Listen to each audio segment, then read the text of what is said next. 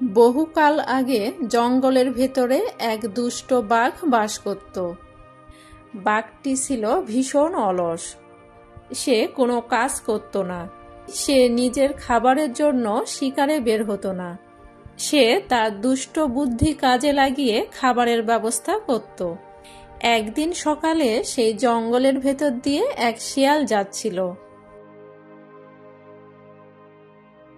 শিয়াল হাঁটতে হাঁটতে সেই দুষ্ট বাঘের সামনে পড়ল।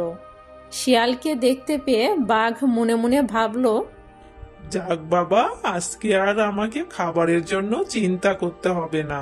খাবার নিজেই তো আমার সামনে হাজির হয়েছে।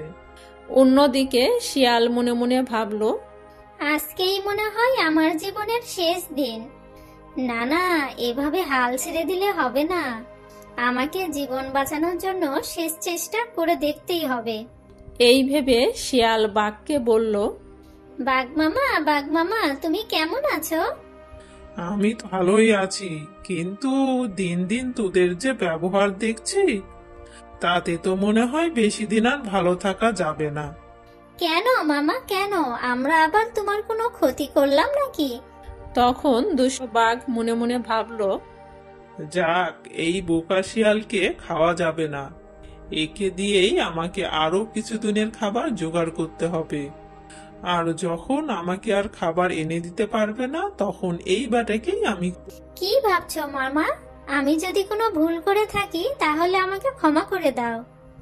এভাবেই যদি একে একে সবাইকে মাফ করে দে, তাহলে তো চলবে না রে ভাগ্নে। আগে তুই আমাকে বল, আমার জঙ্গলে ঢোকার জন্য তোর কাছে কি কোনো লাইসেন্স আছে? তখন শিয়াল মনে মনে ভাবল, আমি যদি বলি আমার কাছে কোনো লাইসেন্স নেই, তাহলে তো এই বেটা বাঘ আজকেই আমাকে ঘাড় মটকিয়ে খাবে। এ কথা কোনোভাবেই বলা যাবে না। কি বলেন মামা, লাইসেন্স ছাড়া আপনার জঙ্গলে ঢুকবো? এমন সাহস আমাদের কখনো হবে নাকি? বাঘ তখন মনে মনে ভাবল, আরে বাবা, আমি তো কি চাপাবাজ! এ তো দেখছি আমার চেয়েও বেশি চাপাবাজ। যতই চাপা মারো, আজকে আমার হাত থেকে তোমার রেহাই নেই। ঠিক আছে, তাহলে তো লাইসেন্সটা আমাকে দেখাও আর এখান থেকে কেটে পড়ো। কিন্তু মামা, আজকে তো আমি একটা বড় সমস্যায় পড়েছি। তাই তাড়াহুড়া করে আসতে গিয়ে লাইসেন্সটা নিতে ভুলে গেছি। কি বলিস ভাগ্নে, তোর আবার কি সমস্যা হলো? মামা, ডেলিভারি কেস। আজকে আমি বাবা হতে যাচ্ছি। আমার বউয়ের আজকে বাচ্চা হবে। আর সেজন্যই তো তাড়াহুড়া করে আসতে গিয়ে লাইসেন্সটা নিতে ভুলে গেছি। দেখ ভাগ্নে, এর জন্য আমি কিন্তু তোকে কোনো সাহায্য করতে পারবো না, কিন্তু উপায় একটা আছে। তুই যদি এটা করতে পারিস, তাহলে লাইসেন্স কয়েকদিন পর দেখালেও সমস্যা নাই। মামা, তুমি আমাকে যা করতে বলবে আমি ঠিক তাই করব। তুমি শুধু আমাকে উপায়টা বলো। ঠিক আছে, যারা আমার জঙ্গলে লাইসেন্স ছাড়া ঢুকে, তাদের শাস্তি হলো আমার 1 মাসের খাবার জোগাড় করে দেওয়া। যদি সে খাবার জোগাড় করে দিতে না পারে, তাহলে সে নিজেই আমার খাবার হবে। তোর যেহেতু একটা সমস্যা আছে, তাই তুই আমাকে 15 দিনের খাবার জোগাড় করে দিবি। ঠিক আছে মামা, আমি তোমার প্রস্তাবে রাজি। তাহলে তুই এখান থেকে যেতে পারিস। কাল সকাল থেকে তোর কাজ করা শুরু করে দে। পরদিন শিয়াল শিকারের খোঁজে বের হলো আর মনে মনে ভাবল, আমি যদি শিকার করতে না পারি তাহলে বাঘ বেটা আমাকে খেয়ে নেবে। যেভাবেই হোক শিকারের ব্যবস্থা আমাকে করতেই হবে। সারাদিন জঙ্গলে খাবার খুঁজে শিয়াল কোনো খাবার পেল না। তাই সে একটা গ্রামে আসলো। সেখান থেকে একটা মুরগি ধরে জঙ্গলের পথে রওনা হলো। কিছুক্ষণ পর শিয়াল বাঘের সামনে এসে হাজির হলো। শিয়ালকে দেখে বাঘ বলল, ধন্যবাদ ভাগ্নে, তোর শিকারটা আমার খুব পছন্দ হয়েছে। তাড়াতাড়ি মুরগিটা আমার কাছে দে, আর কাল সকাল সকাল আর একটা শিকার নিয়ে এখানে চলে আসিস। ঠিক আছে মামা, তুমি এটা নিয়ে কোনো চিন্তা করো না।